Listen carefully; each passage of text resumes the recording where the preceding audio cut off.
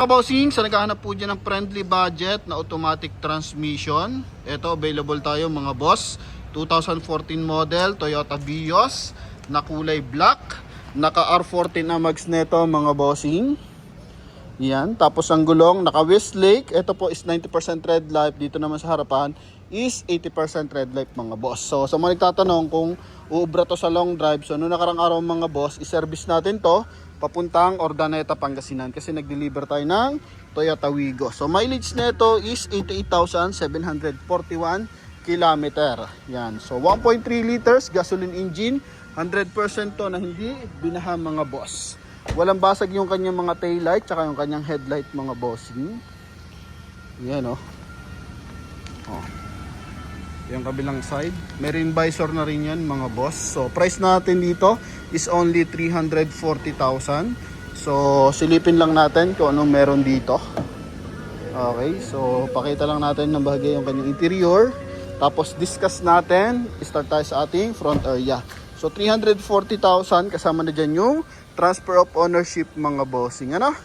Yan, so walang basag yung kanyang headlight, pati yung kanyang fog light mga boss. Ito yung kanyang front bumper. So coding nito is Thursday ending 7.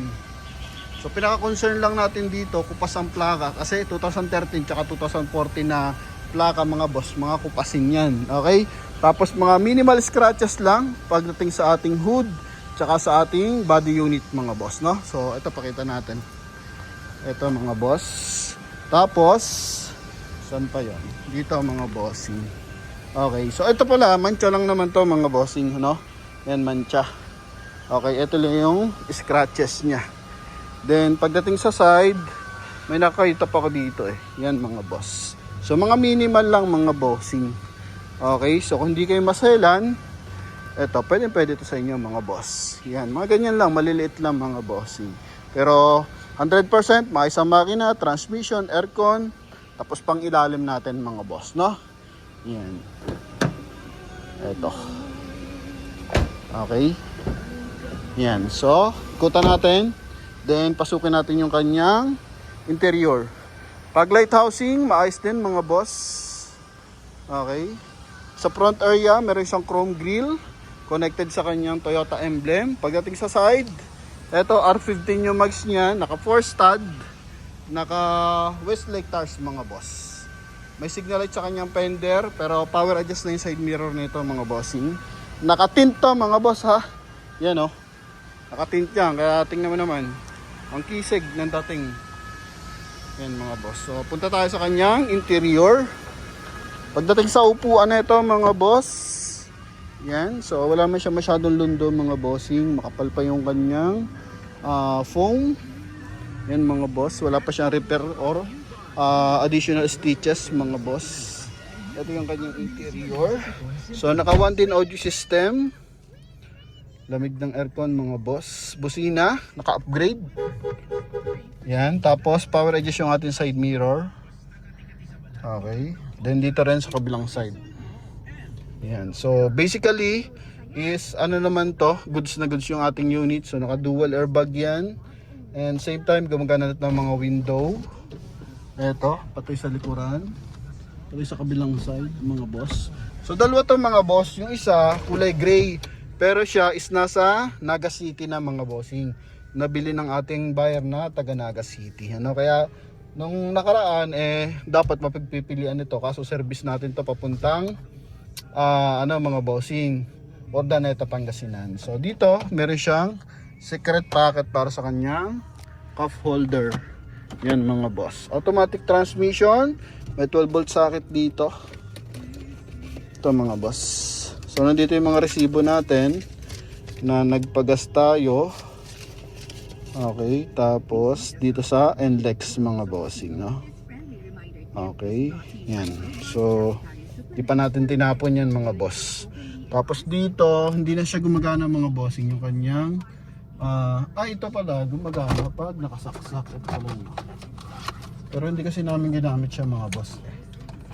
Okay, so pwede natin subukan kung gagana pa siya mga boss.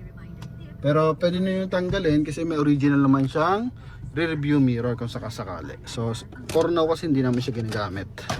Then Ito is sun visor with mirror mga boss. Kompleto sa hand grip.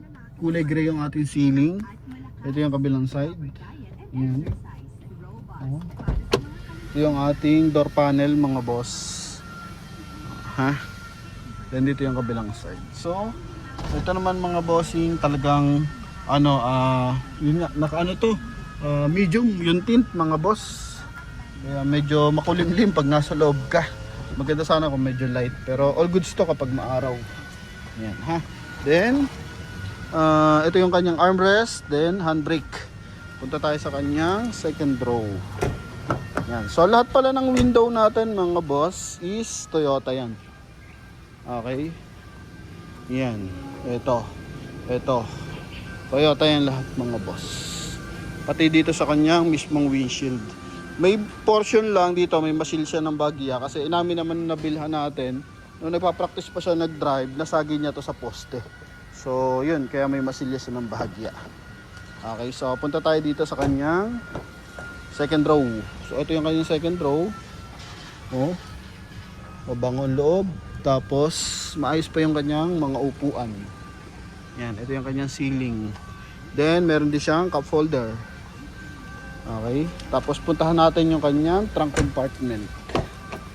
Ito yung ating trunk compartment mga boss. Yan. So, ang kagandahan dito mga bossing, yung spare tire niya is ano na rin mga boss. Naka R15, naka mags na rin siya. Yan ha. Urig pa nga eh. Anong 2000 to? Ano year model pala? Sorry. So, walang nakalagay pero Yokohama. Okay? So, possible stock pa yan. Oh. Kasi nga hindi naman ito masyadong pagagagamit. Oh, lagi nakamotor yung dating owner na ito mga boss. Kumbaga twice a week, once a week lang siya magamit mga boss. Ganun lang. Pero walang basag yung ating taillight, pati yung ating backup na taillight sa baba. So wala mo siya mga basag. Dito naman sa kabilang side, yan lang. May mga maliliit na scratches. Okay. So maayos yung mga window.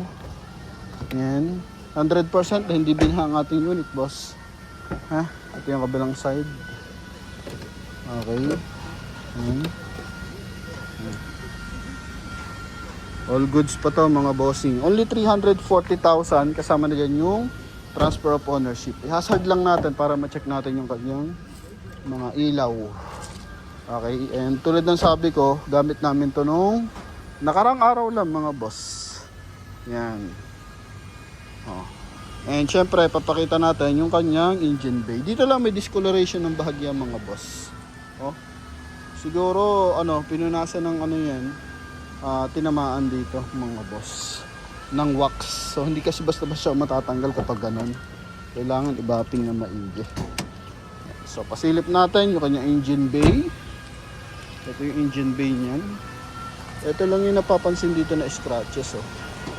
The rest, naman, hindi naman siya pansinin. So, makina, 1.3 liters gasoline engine. Naka Yokohama ang kanyang battery. Okay, walang UP sa panel, mga bossing ha. Magkabilaan yan, walang UP po yan.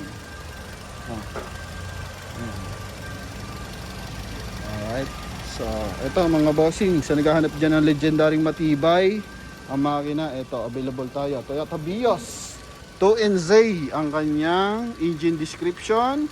And 1.3 liters yan, displacement 1299 cm3. So equivalent of 1.3 liters gasoline engine, front wheel drive mga boss, no? So kagandahan dito mga bossing, kahit saan lupalop ka ng Pilipinas pumunta, meron siyang pyesa. Yan, so low maintenance. Then hindi rin naman to katakawan sa gas mga boss. Kasi 1.3 lang ang makina nito, pero sulit manakbo yan mga bossing, no? Yan, so talaga namang mapa rough road o kaya mapa tawag dito highway, garantisado to manakbo mga bossing. So hindi ka mapapahiya dito pagdating sa Toyota Vios. Kaya sa mga interesado, pwede kayo tumawag sa ating contact number na nasa screen. Connected po yan ng Viber and WhatsApp mga boss. Yan ha. Alright, so yun lamang mga bossing, short video lang tayo para sa ating Toyota Vios na to kasi alam ko naman maraming Toyota Vios na kalat sa kalye mga bossing kasi nga ang daming parts na mapagkukunan mga boss, no? Yan. So ito, garantisado tong ating unit ito mga bossing. And hoping, saan man kaya mapupunta to, no? No, hoping subscriber natin or followers natin na makabili nito mga boss. Okay, so garantisado naman to. Minani niya lang yung Ordaneta Pangasinan tsaka Pasig, balikan mga boss. Okay, so walang tirek, walang overheat, all goods mga bossing, walang kalampag. So yun lang mga boss, thank you very much and bye bye sa ating mga viewers and buyers dyan sa Kuwait and sa Middle East mga bossing. So patuloy kayo mag-iingat, pero may nakausap ako dyang viewers natin na tumawag sa ating WhatsApp. So ayos naman sila doon, malayo naman sila sa gulo, and most likely daw ng tinitira ng missile is yung mga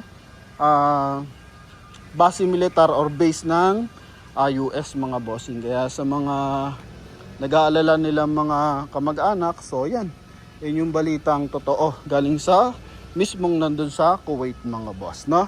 Yan, so medyo matatakot ka lang kapag malapit ka sa base ng US mga bossing, kasi yun ang target ng Iran. Okay, pero ganun pa man, patuloy tayo magdasal para matigil na, ano? Kasi even tayo apektado, taas na ng petrolyo mga boss, okay? Kaya kung naghahanap kayo ng garantisadong unit, so eto, available tayo, Toyota Vios. And yun pala, makwento ko lang mga bossing, total nandito na rin naman tayo. Yung ating kumuha ng Toyota Wigo is ano natin yon, subscriber. So nakikinig-kinig lang sila, nanonood sila ng mga vlog natin. Then yun nga, yung sabi ko, halip na mag-apply ng financing, mag-apply kayo ng cash loan sa bangko. So it means yun ang ginawa nila. And doon na-approve sila, tumawag sila, binayaran nila ng buo yung Toyota Wigo, tapos sinapid natin mga boss. So at least kampante sila, kahit anong mangyari, hindi sila mahatakan ng sasakyan. Kasi nga sa paglo-loan sa bangko, walang ano yan mga bossing, walang collateral. Okay, lalo na below 500,000 lang naman, ano lang yan, kumbaga cash loan lang na kaya ng sahod mga boss.